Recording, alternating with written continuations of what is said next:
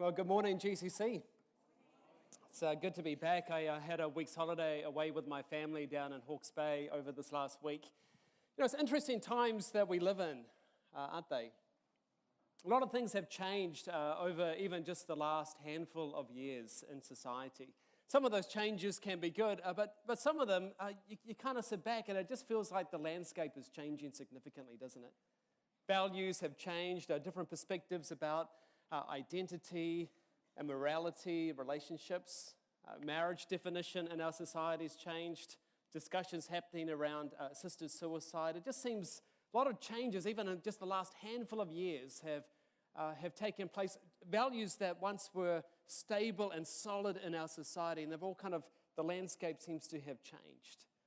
And it can lead many of us to feel quite nervous and scared at times about these times in which we live. In times like these, it can feel like there are powerful people. Let's think of the king on the chessboard, who get to make decisions that affect a whole bunch of people. And leaders often don't have in mind the ways of God and the decisions that they make. It feels at times that there's people who make decisions that are all about themselves and their own interests, what's best for them, and are willing to sacrifice a whole lot of pawns and items on the board in order to win and to succeed. In times like these, it can feel like when you say that you're a follower of Jesus, people tend to roll their eyes and say, "Oh, you're one of them, are you?" Has that ever happened to you? Times like these, it can feel like the media are indifferent to Christian beliefs. And certainly many Christians and churches bring a lot of that on themselves. But at the same time, I hear a lot of you say at times, it just feels like the media have this bias against Christian belief and Christians in general. At one time, New Zealand was shaped by values and by Christian thought that we all had something in common. Even if we didn't hold to that, there was something underpinning in our stable society. A lot of that has changed, hasn't it? A lot of us feel like this has all happened in just a generation or two. And it might feel to you like the pieces on the board are stacked against you and that there's a whole group of people who would actually just like to exclude you from the board altogether. It feels at times like the dice never is thrown in our favor. It feels to some of you like society just has a move or two away from placing us all in this losing checkmate position. All this for me raises a couple of questions. First question really is, how are we meant to live as followers of Jesus in times like these? In times where the values that were once anchored and stable are now eroded. How are we meant to be at school and uni and work and at home and society when we live in a society that thinks very differently, very different perspectives than what we once thought? Raises another question for me too. Where's God? I mean, we can understand that God would be present in a society where his values and perspectives and beliefs would be apparent and solid and held to strongly. But in a society where those things don't happen? Those couple of questions led me recently to delve into the Bible book of Esther. It's an incredibly relevant book to a whole lot of the issues that we're facing as a people of God in times like these. Now, let me be right up front about this book. It's an incredibly messy book. It's not a book that I think any of us would expect to be in the Bible. There's power games, there's a beauty pageant, there's attempted genocide. It sounds more like something that you see in a TV show like the Game of Thrones or a House of Cards, something like that. I've been stunned at some of the things that come through in this book. It's written in a Bible era in the Old Testament times, 2,400 years ago, when the people of God were the minority. When there was a foreign empire that was in charge, they were the majority. And they had very different values and beliefs and perspectives than the people of God. And they were in charge. And they called the shots, or at least it looked that way. And on top of that, in the midst of that, the people of God were asking questions like, well, is God still here? I mean, maybe we kind of get it if he's, in charge over in Jerusalem where, at least biblical values are meant to be there. But, in Persia, can God actually be in charge here? And by the way, how are we meant to live anyway as a minority in this world where others call the shots? So as a way of introducing this book to us today, I want to delve in and shine the light on three characters in our story.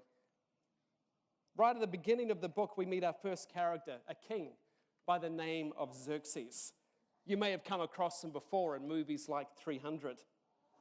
He's a powerful king who led over 127 provinces, right from Asia Minor all the way down to Africa, the northern parts of India. His palace was in Susa, which is modern-day Iran. This is how the story begins. These events happened in the days of King Xerxes, who reigned over 127 provinces, stretching from India all the way to Ethiopia. At that time, Xerxes ruled his empire from his royal throne at the fortress of Susa. In the 3rd year of his reign, he gave a banquet for all his nobles and officials. He invited all the military officers of Persia and Media, as well as the princes and nobles of the provinces. The celebration lasted 180 days, a tremendous display of the opulent wealth of his empire and the pomp and splendor of his majesty. I mean, just pause and think about what's going on here for a moment. 6 months of serious partying. And during these 180 days, Xerxes shows off. He shows off his wealth, his splendor, his glory. History tells us that it's likely that this is the Great War Council of 483 BC. And Xerxes is planning an invasion of Greece. That was the other superpower of the time. And so he gathers together his military personnel, anybody that's kind of, holds a remarkable position, and he's trying to show off to them what he's capable of. He's trying to effectively buy them to agree with his position to march against Greece so that they would be the only superpower. And that Xerxes would be the man. He would be the one truly in charge of everything. 6 months go by in this banquet, and what does he do? He holds another banquet, as if 6 months wasn't enough. But this one's for the common people. We read. When it was all over, the king gave a banquet for all the people, from the greatest to the least, who were in the fortress of Susa. It lasted for 7 days and was held in the courtyard of the palace garden.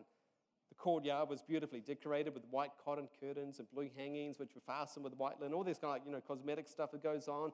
Marble pillars, gold and silver couches stood on a mosaic pavements of porphyry, marble, mother of pearl, and other costly stones. Drinks were served in gold goblets of many designs. There's abundance of royal wine reflecting the king's generosity.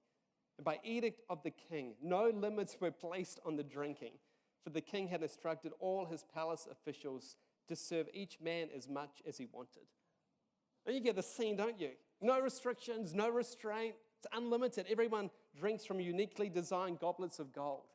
I mean, this really is party central. He's been showing off anything and everything that he can.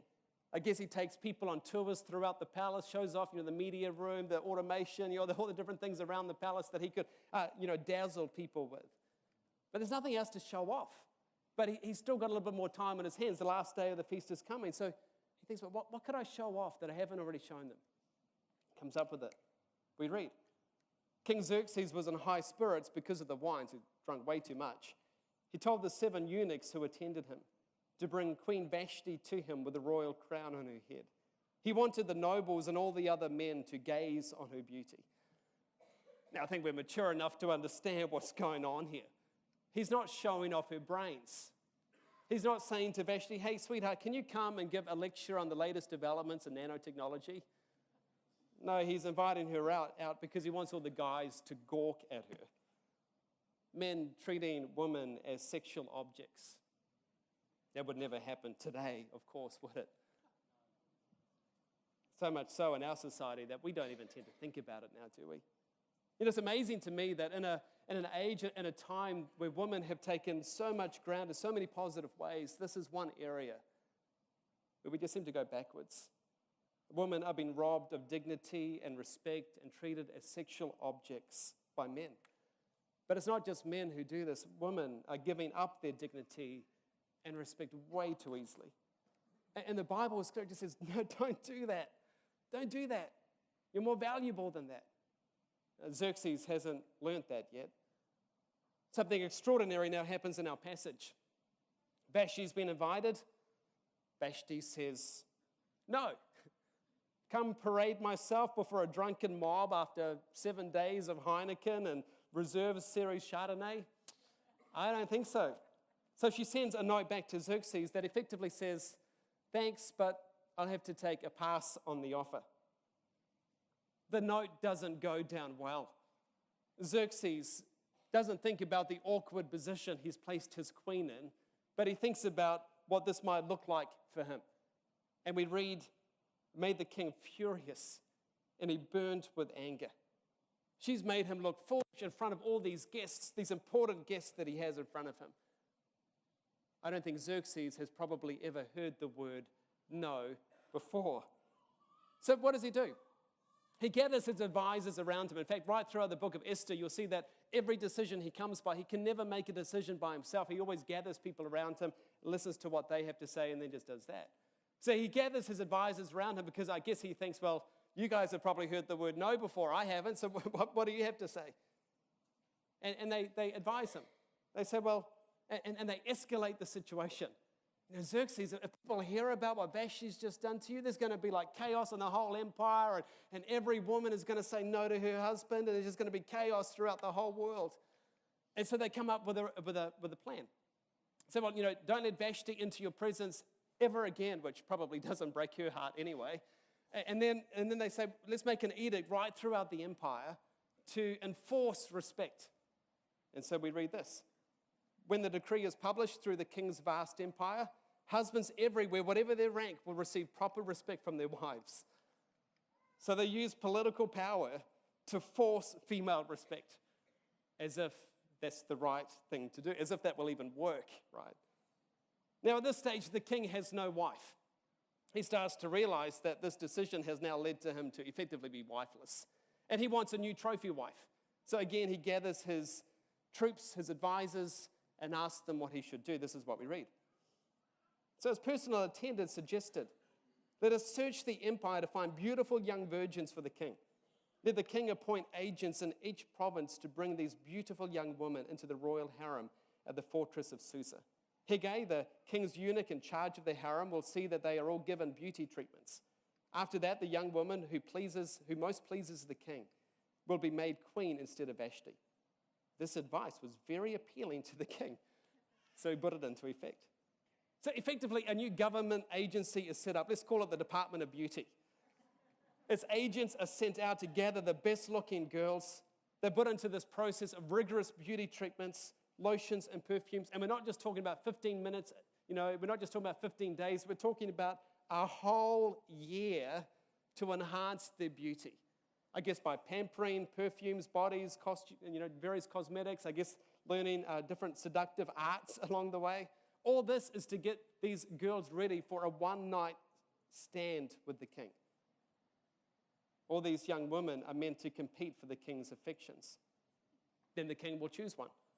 I guess it might be that he finds a rose somewhere and gives it to one of them as a way of saying, I choose you. It sounds a bit stupid, doesn't it? I mean, obviously no one would ever think about doing something like that. But that's effectively what he does. And there are some similarities here, aren't there, to The Bachelor? The only difference is that these contestants are simply gathered with no regard to whatever they might have wanted to happen.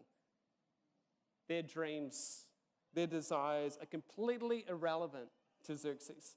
They're simply subjects, that they're pawns on the board for him to use as a king any way that he would like.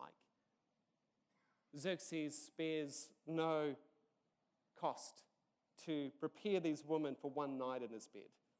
And whichever one pleases the king the most will become the new queen.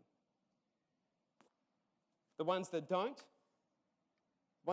win will spend the rest of their life in desolate seclusion. They'll be placed in the harem where they can't return to their family, they can't marry, they can't see anyone else. They would just be the king's property, secluded away in desolate seclusion. All because that's what the king wanted. Now, this doesn't paint King Xerxes all that well to us, does it? I mean, even in the historical sources we have available about Xerxes, we know that the king's life was one of sensual overindulgence. Women were pawns existing in Xerxes' mind just for his pleasure. They handed around from home to harem. It wasn't just women who were treated this way. The Greek historian Herodotus, this author of the history of the Persian Wars, who wrote just 25 years after Xerxes' reign, writes down some things about Xerxes that we know of in history. He reports that 500 boys were taken from Babylonia to Assyria each year and castrated for service in the Persian court. It seems that everyone's sexuality, male or female, is at the king's disposal to do whatever he wants. Herodotus also speaks about how one day you could be really good friends with Xerxes and then he would just turn on you. And so one story that he gives is about a leading official in Xerxes' army by the name of Pythias. Pythias one day goes to Xerxes and offers a huge sum of money to help him in one of the military campaigns. Xerxes refuses. He's stunned, but refuses and actually gives Pythias a gift. It seems like they're good friends. So another day, Pythias comes up and pleads with Xerxes to allow his eldest son, who's out on the front lines, to be pulled back and to be dismissed from the army. After all, Pythias has lost all of his other sons in military fights. So this is his one remaining son that he has. So Xerxes gives it some thought. And it looks like it's quite positive at first because Xerxes pulls him back from the front lines. And then Xerxes commands his soldiers to cut the boy in half. And he places one half on one side of the road, the other half on the other side of the road, and commands his soldiers to march through. It's a lesson to everybody what he was powerful of. This is the king who ruled the board, who ruled over Persia.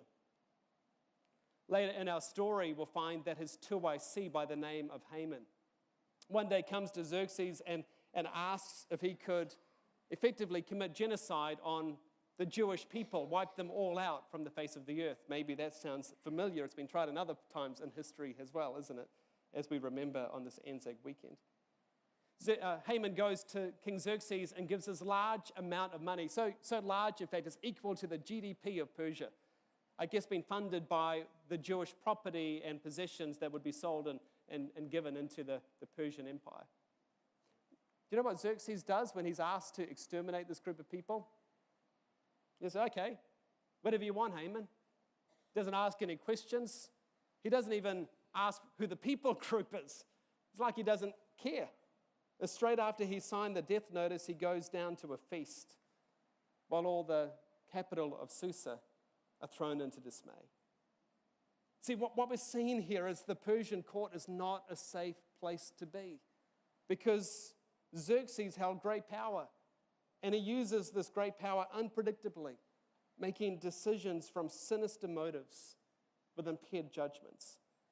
While the empire is vast and great, the king himself is not a picture of greatness.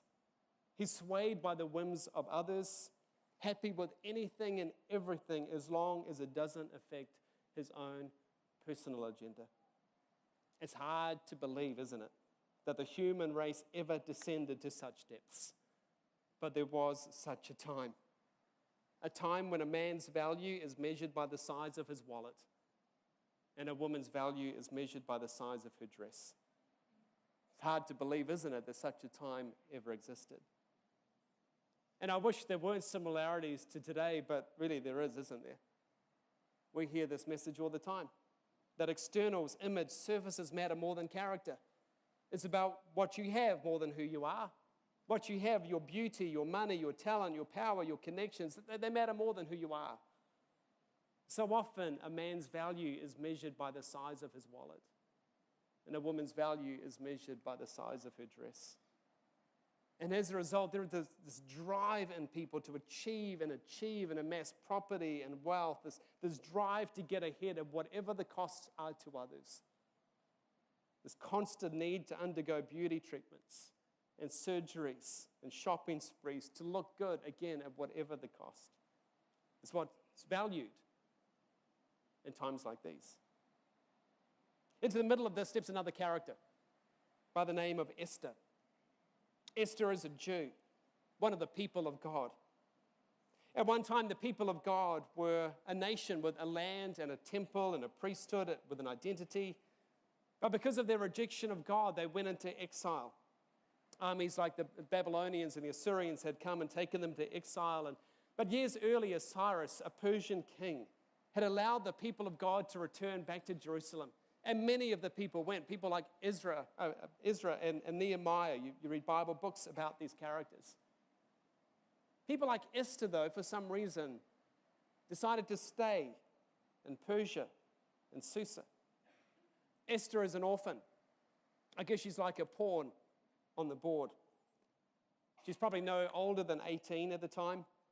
Her cousin Mordecai has raised her. She's one of the young girls gathered for this beauty pageant, gathered from all around the empire to please the king. She makes it through the preliminaries. She's one of the finalists selected to go to the king. And she wins the contest. And she's named his new trophy wife. And the king throws another party because that's what he's good at. That's what he always does. He shows her off to everybody around her. Who would have thought that Esther, woman of God, the people of God, would find herself in a place like this, in a time like this? Now, the very fact that the book is called Esther already signals to you that she's going to be a hero in the story, doesn't it? But I have to warn you in advance that she's not going to look like the normal hero that you expect, that you've probably come to expect from other Bible books. She doesn't look like the type of person that God would want to use in any situation. In Sunday school, I would hear stories about, like dare to be a Daniel. Daniel, around the similar time frame really that she's in, it's only, 100 years before, the type of guy you expect God to use. I mean, Daniel's taken into exile. He chooses not to eat the king's food. He won't bow to any other god. When a law is passed that says, people like you can't pray, Daniel, what does he do? He goes home, he normally did, opens the windows, gets down on his knees and prays. Whatever the consequences, he will do. People like Daniel, you expect to be heroes. Esther doesn't look like your God-focused hero. Esther and Mordecai remain in Persia, even though Cyrus had ushered that decree that they could return. They don't go. You think that it would have been the faithful thing to do, don't you? That you would return to Jerusalem where it would be easy to pursue faith. They decide not to go. They decide to stay. Is it because Persia is actually just, offers more and they're more comfortable? Text doesn't give us an answer to that question. Esther joins the beauty pageant. Certainly the text highlights the beautiful virgins were gathered around the empire with no consultation to them or to their dads or uncles. But was she taken against her will? Did she want to go? No doubt some of the women would have loathed it, but some of them probably reveled in it. A chance to get ahead, a chance to have all this stuff around you, did Esther? The text doesn't tell us what's going on in her heart and mind. While in the palace, Esther hid her identity as a Jew, very different to Daniel. Presumably, she broke the dietary laws. She certainly slept with Xerxes, a Gentile king, in this beauty, or really a sex contest. She's enticing. She's so alluring, so appealing that night with the king, that one night she wins his favor so much that he makes her queen. The story doesn't tell us what Esther thinks about all of this.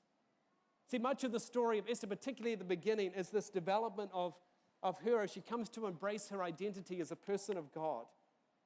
She has two names. It wasn't uncommon for people in exile to have two names. Daniel and his friends had two names, a Hebrew one and a Babylonian one. Esther's the same. Her Hebrew name is Hadassah, meaning myrtle. Myrtle was a sweet fragrance of the people back then. Maybe this is indicative of her kind of sweetness, of her desire to do good things for people. Who knows? Her Babylonian name, though, was Esther, likely linked to the Babylonian goddess Ishtar, the goddess of love and war. Certainly fits her, doesn't it? All she's known for at the beginning of the book is that she is beautiful. And at the end of the book, what she's known for is making war on people around her, as we'll find out. I find these two names portray her really well. A woman caught up in this identity crisis. Am I just another person in Persia? Or am I a person of God? And it's like Esther goes through this identity crisis throughout the book. And for 5 to 7 years, as Esther is caught up in the Persian court as queen, she plays the role of a real-life Barbie doll. She does everything that the men in her life want you to do. She is completely compliant to the wishes and whims of every man in her life. And there are all these morally ambiguous decisions. She no doubt feels like a pawn in a world where powerful men get whatever it is that they want. And some of you might be able to relate to her. Some of you find yourself in situations that you would never have planned for. And at times, it's hard to identify what's right and what's wrong. There's fuzzy lines, isn't there, between what you're responsible for and what was done to you. It's hard to know who you are as a follower of Jesus in a world that doesn't have the same values, that doesn't have, has a different identity for you in your workplace and your relationships and in society, much like Esther experienced. And right now, I want you to realize, if you're in that situation, I want you to realize that Esther is placed here in a significant place. One of the things we're going to see in this story is that imperfect, ordinary people who have been swept up in the cultural values of the day can still be used to save many, many people and do something incredibly significant.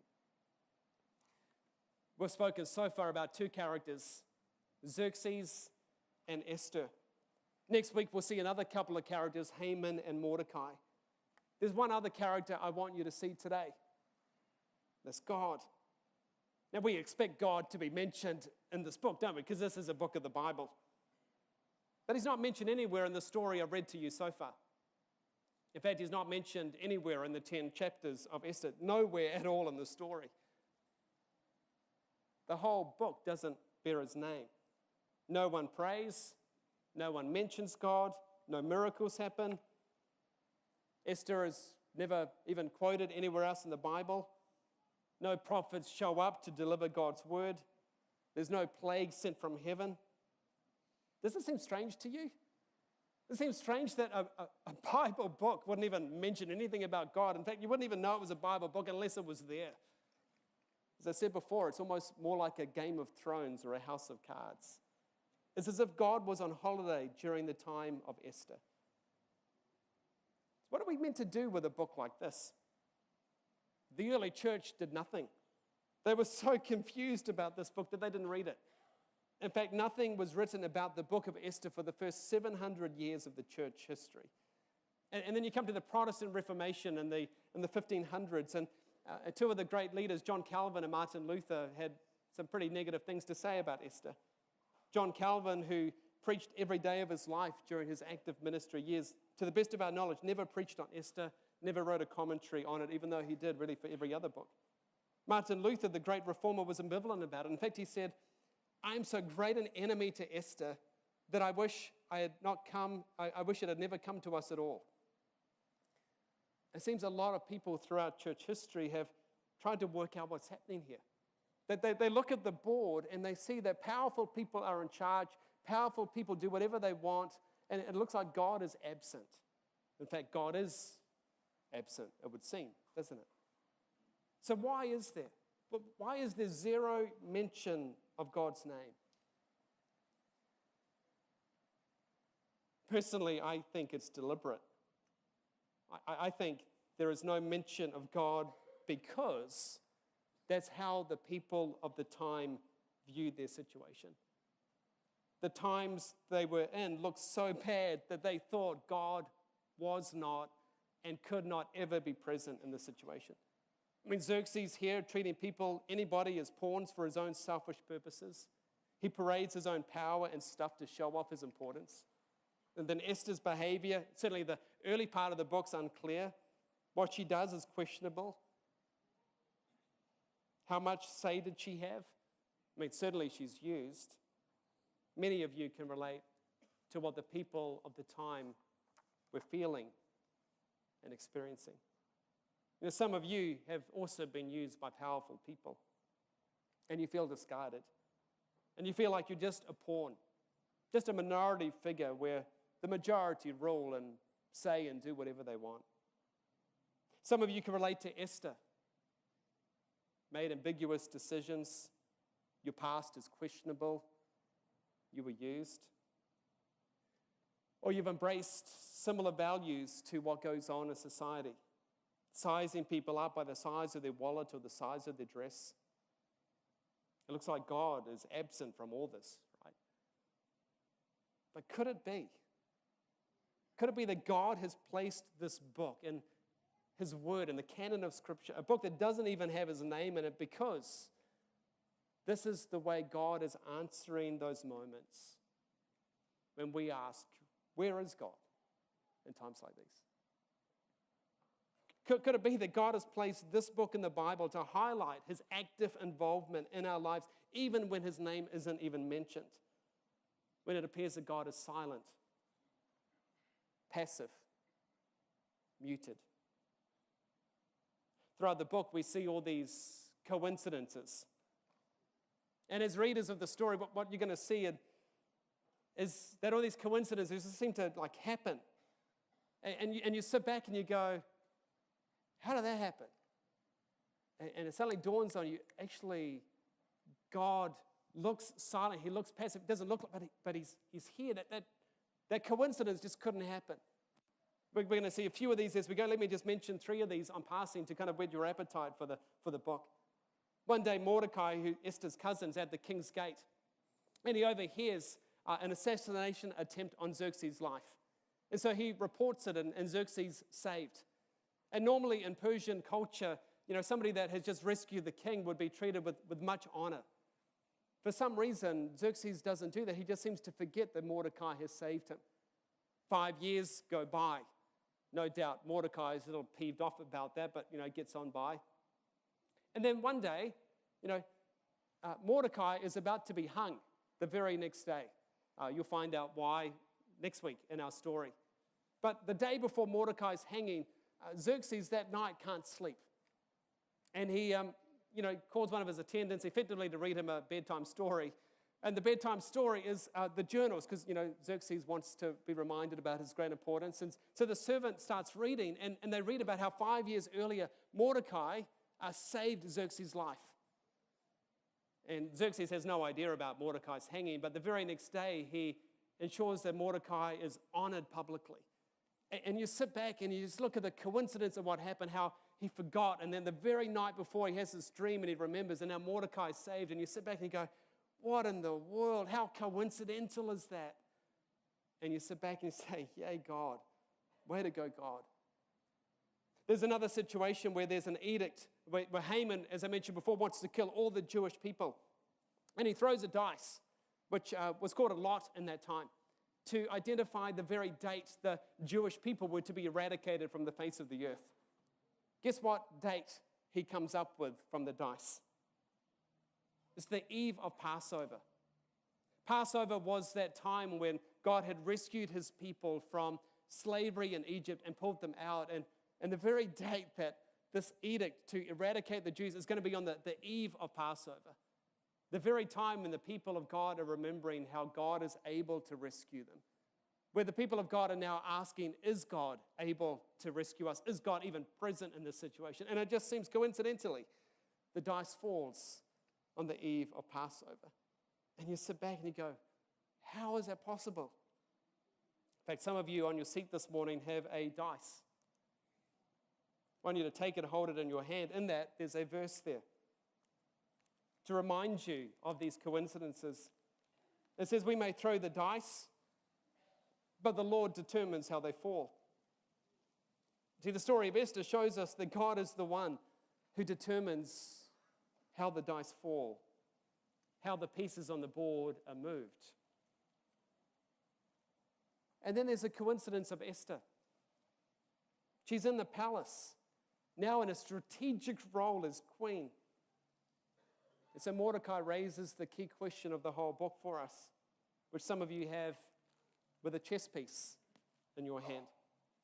Who knows if perhaps you were made queen, Esther, for such a time as this? Esther, is it possible that somehow Something's happened through all these different situations where, there was that drunken party and then Vashti was pushed aside and there was this, beauty pageant and now you've won and now you're in this significant spot. Who knows, maybe something's happened to place you here in a situation just like this. Doesn't use the word God. But it's right there underneath it all, isn't it? The key question of the book.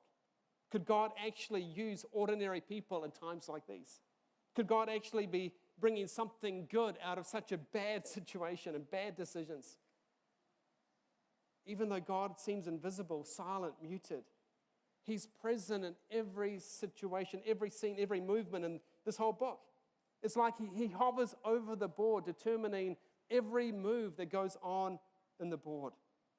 Where people have complete freedom and are responsible for their own choices, but there is another character overseeing the board where every piece is moved in the way that God would have it. His invisible hand is at work amidst a drunken party, Vashti's decision to say no, a sinister beauty pageant, a dream late one night, and the rolling of the dice. God is present even in times like these. So think about your own situation. Think about your own life journey. Some of you are exploring faith, and you wonder if God can exist when the world is so broken, when women are treated so badly, when the powerful rule. And perhaps you've seen Christians say things or do things that just aren't at all good. And it raises questions for you about God's existence. Some of you are praying again and again and again, and it feels to you like God isn't listening. Perhaps God isn't even here. Some of you are praying that God would be at the center of your marriage, but it's not getting better. It's getting harder. Some of you are praying for your kids, but it seems like they're making worse decisions, not better decisions. Some of you are trying to have a baby, and you've tried and you prayed and you just can't conceive, and it seems like God is absent. And you say, God, I just want a baby. Or you're waiting for Mr. Right or Ms. Right, and you're trying to make good decisions, and no one seems to be on the horizon. And you say, God, I'm obedient. I'm trying to do what's right. I'm trying to be good. But you seem absent. How come you don't answer? Are you even there? Some of you are looking at what's going on in society. You're feeling like it's all hopeless. And you've come to the conclusion that God is not active, that God is not present, that God doesn't care. And this book of Esther pushes back and forces you to ask, could it be? Could it be that God is at work behind this broken world in such a time as this? Could it be that God has placed you in your job, in your neighborhood, in your situation for such a time as this? Could it be that God can bring something good out of your situation in such a time as this? Could it be that God is passionate about you even when you have lost your passion for Him? Could it be that God is chasing you even when you're not chasing Him? Could it be that God is trying to relate to you right now? Through the whole Bible, we see that God does some of His best work in the shadows, hidden from view, obscured by the vision of His followers. In times like these, in these moments of madness, amidst all the pandemonium, where God seems absent, choose to believe. Choose to believe that God is present. Choose to believe that God is working to renew all things. And choose to believe that God can use someone like you and like me.